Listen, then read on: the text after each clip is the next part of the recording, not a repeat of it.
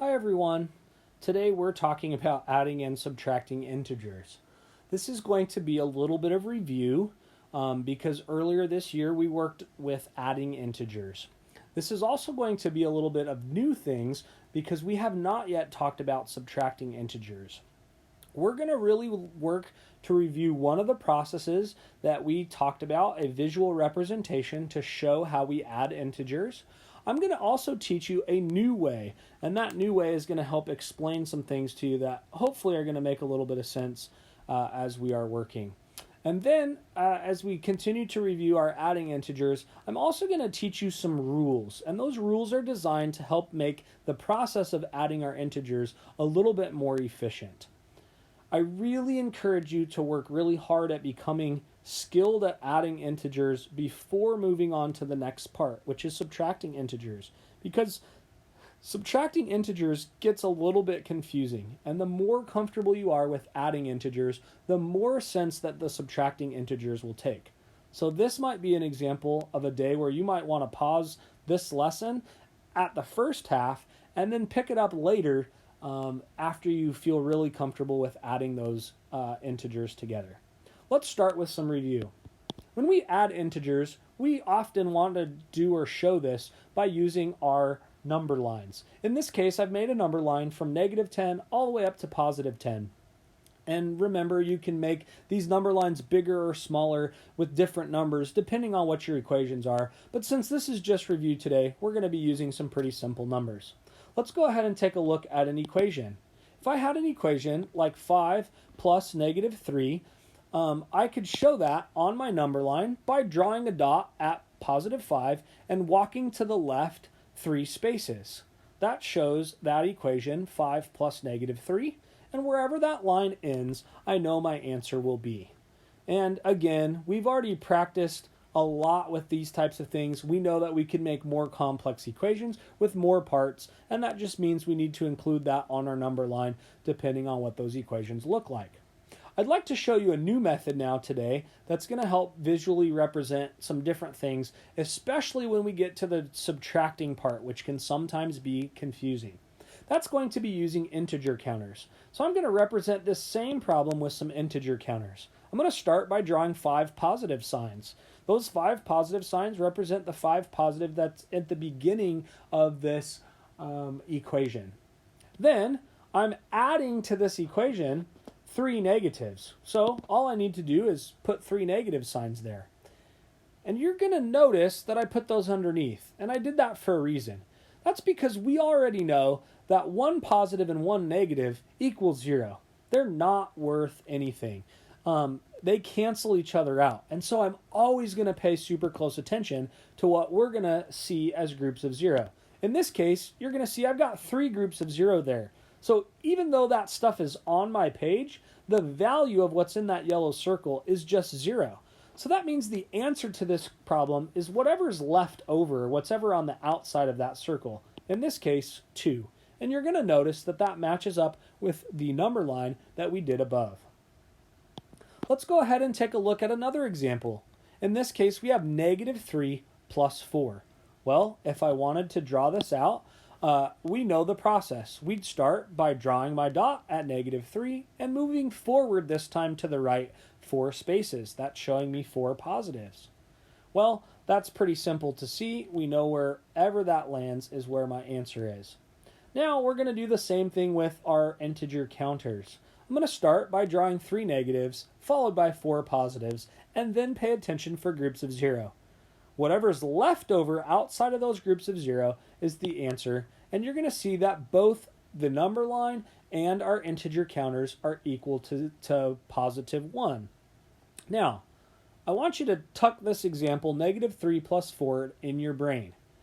We know that the answer to that is equal to +1, and we're going to use that to help us learn a more efficient way to do this, so you don't always have to draw those integer counters or the number lines. Here's a set of rules for you. The rules are same signs, add and keep, different signs subtract. Keep the sign of the bigger number, then you'll be exact. And the more comfortable you become with this rule, the more efficient that you can start to be with adding integers together. Now, you might have noticed that there's some rhyming and some things are kind of written funny in this rule. It doesn't sound like an actual math rule. Well, the reason for that is because it's written to the tune of row, row, row your boat. And that's just there to help you memorize this process. So you might practice singing it, and that might help this process really stick in your brain so you always remember these rules. That might sound something like this. Same signs add and keep, different signs subtract.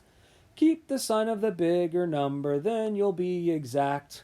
And the more that you practice this, the simpler that these equations are going to be. So let's go with the equation that we just worked with. -3 plus 4. Well, we already know the answer to that is +1, but let's see if we can use the rules that we've just learned to figure out a simpler way to do this than using integer counters or number lines. If both of my signs in this equation were the same, I would add them together. But it's pretty easy to see that I have a negative sign and a plus sign. I've got different signs. So I actually want to rewrite this as a subtraction problem. Now, you might be looking at that equation on the right-hand side and thinking, well, that's pretty dang easy. And you'd be right. We've been working with problems like this, 4 minus 3, as long as you've been doing math, all the way back to kindergarten and first grade when you guys first started doing addition and subtraction. So this is why these rules become helpful, because we can take something that's unfamiliar on the left-hand side and make it more familiar on the right-hand side. And I'm pretty sure that everybody can do 4 minus 3 in your head without even thinking about it. That's an automatic response. Even if you're becoming more skilled at working with integers, -3 plus 4 can be a little bit tricky, and you might have to wrap your brain around what's happening with that problem a little bit. So I've turned this problem into a subtraction problem because I had different signs. I had 4 and I -3.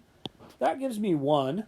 And then I need to pay attention to the bigger number. That's what the next line says. Keep the sign of the bigger number. Well, in this, my bigger number was 4, and that's a +4, so that means my answer should be a +1. I wanted to, and pardon that quick speed there, I wanted to show us one more example here. Let's take something really similar, like 3 plus -4, and see how we could use this same rule to help make it simple. Again, I can look here really quickly and see that I have different signs. I have a +3 and a -4. So this tells me I should subtract.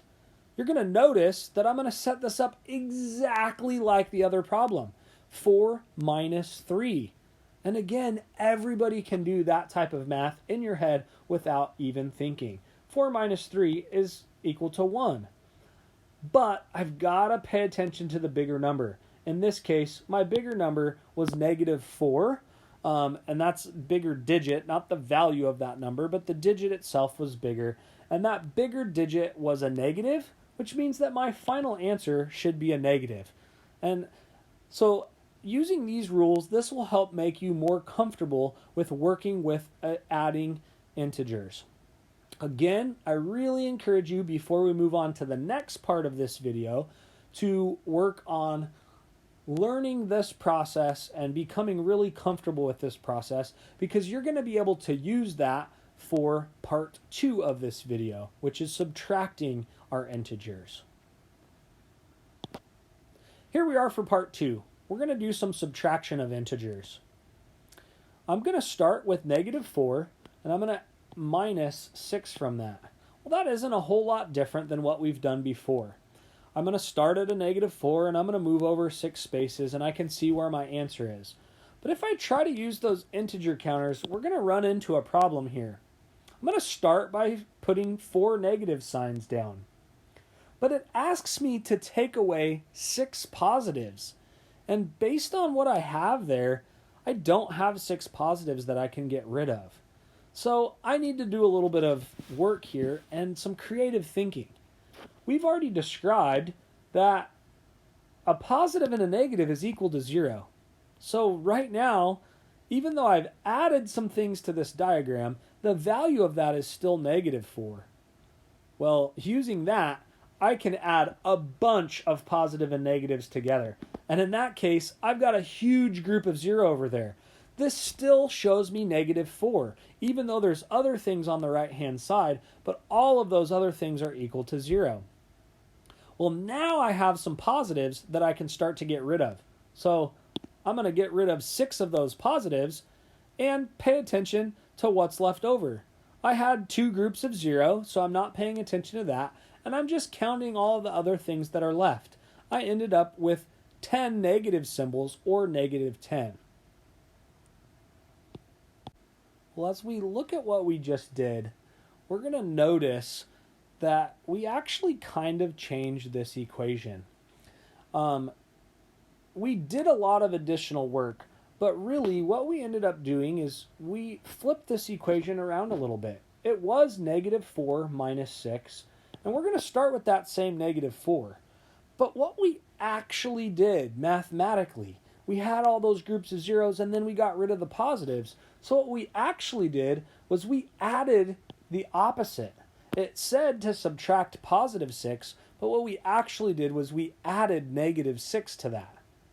Once I've turned this into an addition problem, I can use my rules that we've already learned for adding integers. And in this case, I see that I have the same signs. Well, if I have the same signs, I'm going to add them together. -4 and -6. Same signs, I add them together. That's equal to 10.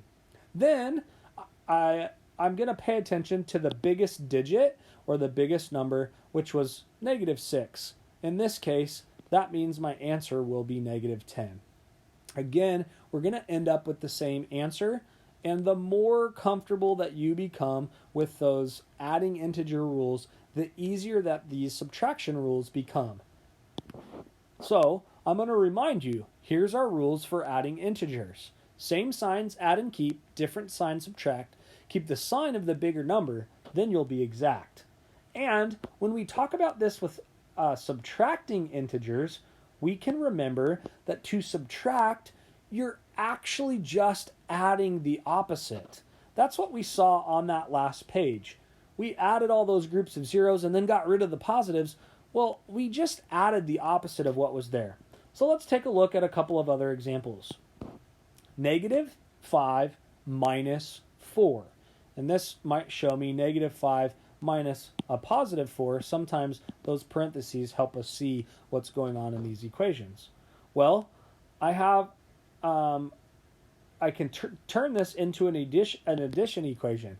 -5 plus the opposite of +4, which is -4. And now I can see I've got the same signs, so I can add them together. And I'm going to pay attention to which digit had the biggest number. In this case, it was a -5, so my answer should be negative. And that's going to be true for both of these examples. Let's look at another one. 3 minus -5. This is where these become really helpful.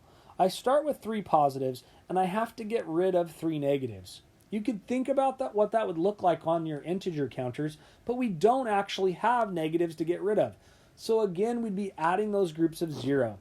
Well, in this case, it's going to be a little easier to simply add its opposite. So I'm going to start with 3, and I'm going to, instead of subtracting -5, I'm going to add the opposite of -5. Well, the opposite of -5 is 5, which means that my answer is simply 8. And all of a sudden, a problem that looks pretty confusing becomes pretty simple. 3 minus -5 is equal to 8. These rules can be really tricky, and they definitely require you to do some practicing. So I really encourage you to practice and make sure that you're asking for help if you're feeling stuck. Good luck.